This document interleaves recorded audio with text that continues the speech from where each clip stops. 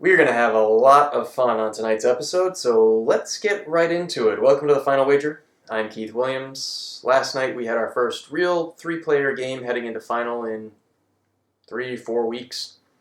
And tonight it's even more exciting because we have a penultimate wager, but the numbers are really fun. Dennis in the lead, 16,000. He's got the daily double, $800 clue. Robert second, 14,000. Kelly, 4,000. As an aside, I want to say, Robert, nice work on that Rutland State Fair clue. I've never been to the Vermont State Fair. I guess I'm not a big fan of tractor pulls and whatever washed up 80s or 90s artists they always get as a headliner.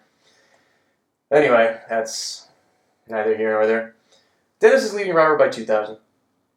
If he does wager 2,000, which he did, if he gets it wrong, he'll be in a tie with Robert. They'll both have to wager everything. They probably both would. If he's right, he's going to have $18,000, which is a $4,000 lead over Robert. Kelly has exactly that amount. In that case, it would be first equals second plus third, another wager tie situation. You don't have this sort of thing very often. Were tie still allowed? That would be a perfect wager, 2,000. I don't really like it because I don't want to put myself in that position. I want to keep the lead heading into final.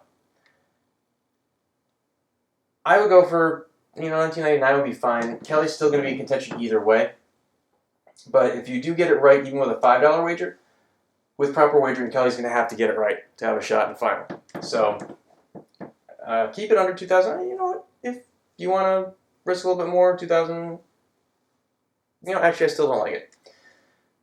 Another thing you could do as Dennis, if you like the category, and it's an $800 clue, so it's going to be pretty easy. You go a little bit bigger. How do you force Robert to get it right? How do you put him in a crush in Final Jeopardy? He has to have more than 2/3 of your score. That amount is 21,000. After that is 7,000. I have to get it 21,000. So Dennis is going to want to wager at least 5,001. On the downside, supposing he misses, if he does miss, he'll be in second place. But he could be within 3/4 of Robert's score, at least 2/3. I don't want to do 2/3 of that. It's going to be 9,000 something.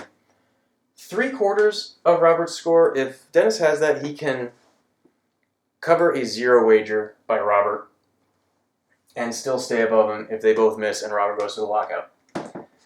What's that amount? 1/4 of 14,000, half of that is 7,000, so a quarter is 3,500.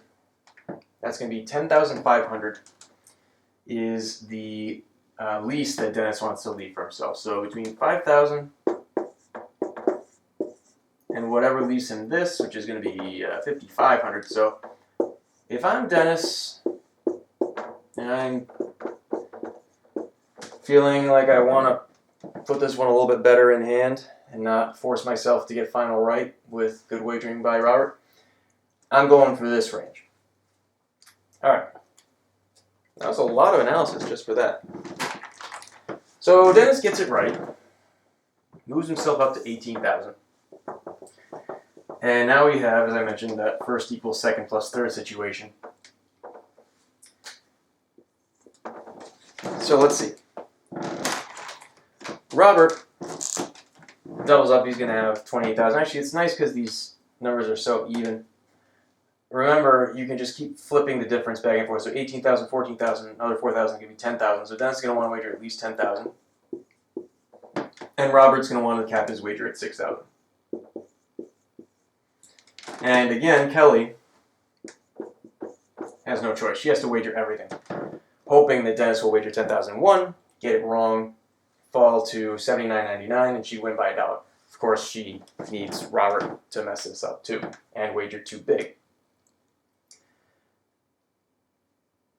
That is pretty much it. There's no mind games here, except Robert is putting Dennis into what we call a Shor's conjecture situation, where Robert could wager 4,001, cover a zero wager, and still stay below this 6,000.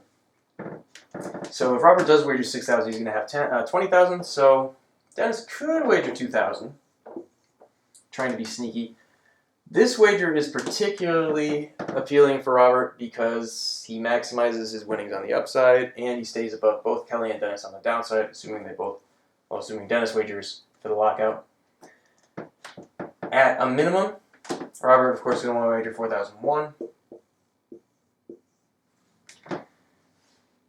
And if Dennis wagers 2,000, the good thing about that is it forces Robert to get it right. So Kelly, great job on that $4,000 wager.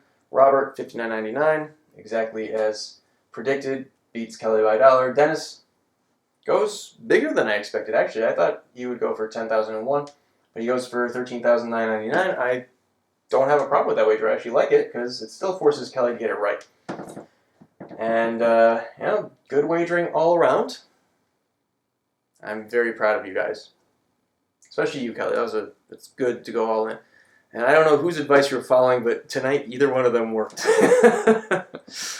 All right, that was a lot today. This is going to be a long video, huh?